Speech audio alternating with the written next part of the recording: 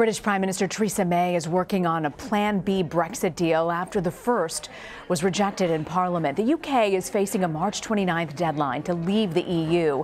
Some are now suggesting the people should decide whether to go ahead with it.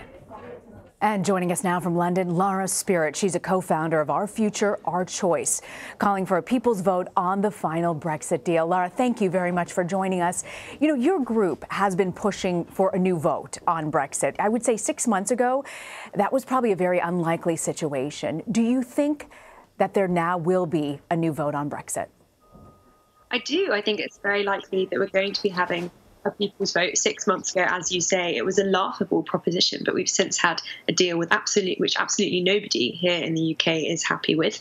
Many people, including 230 MPs, voted against the deal last week when it came to the House. And since there's been a real lack of imagination or ideas about what's going to come next, my personal view is that there's going to be no way out of the gridlock other than to hand this decision back to people and to have a people's vote on whether or not they still want to go ahead with Brexit. Multiple opinion polls have shown that we don't, in fact, want to go ahead with Brexit. In fact, overwhelming opinion polls have showed that many people think now that they should be able to have their say. So I think in that light, it's entirely democratic to go back to the people and ask them if this thing, which we now know is going to be far worse than the deal we already had in the European Union, we know is going to break all of the promises made in 2016, whether we still want to go ahead with that deal. When you look at the people who voted against Brexit, 70% of people between the ages of 18 and 24 back in 2016 voted against that.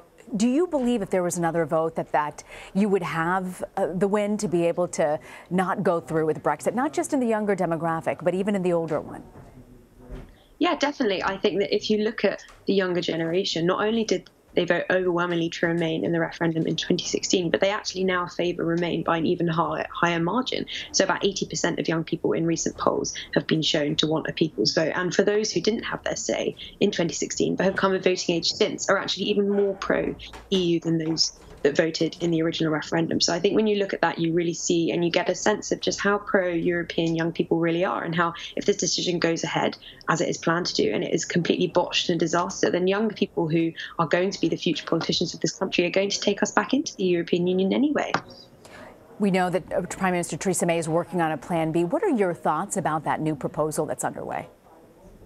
Well, I think obviously everybody here welcome the idea of having some sort of cross-party consensus on what a Brexit might look like. My personal view has always been I don't think that there is such thing as a Brexit which is good enough for this country, but nonetheless it was good to see her give it a try. However, that lasted only a few days, and we saw that Jeremy Corbyn didn't even want to go to the table with her until she took off no deal. He wasn't actually even invited to her initial round of cross-party talks. And so these things, I think personally, Theresa May has never reached out across the benches. She didn't know, and she didn't think in 2016 that it would be a good idea to reach across the benches, when really that would have been the only way she would have found a Brexit deal that worked for this country. But instead she snubbed politicians who have wanted to work from her from the get-go, who have wanted to help find a solution. And we're now in a situation where it's too little too late. She should have reached across earlier, and we're unlikely to have a deal now which is going to meet any of the promises made. When you look at the economic impact of this, we know today that the Dyson Corporation announced they're moving their entire headquarters to Singapore instead. Is it too little too late for the UK economy at this point? Well, I think we've always said, and I think many voters voted in 2016 knowing that Brexit was going to harm the economy. Of course, the type of Brexit that we decide to go for, if we decide to go through Brexit at all, really, really matters. And I think for young people, this is something that they care about hugely. We did a report, my group, Our Future, Our Choice, into the economic impacts that different forms of Brexit could have.